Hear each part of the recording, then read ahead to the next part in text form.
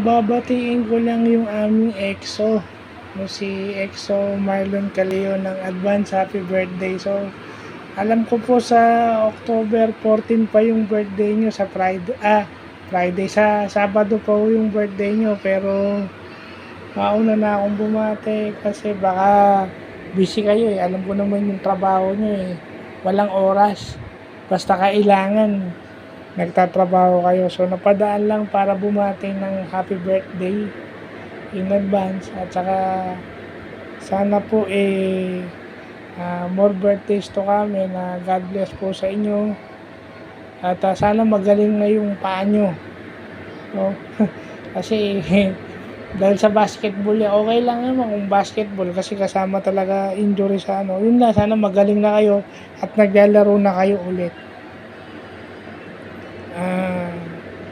Para makita naman ng buong Molino to na yung EXO natin example ng healthy lifestyle.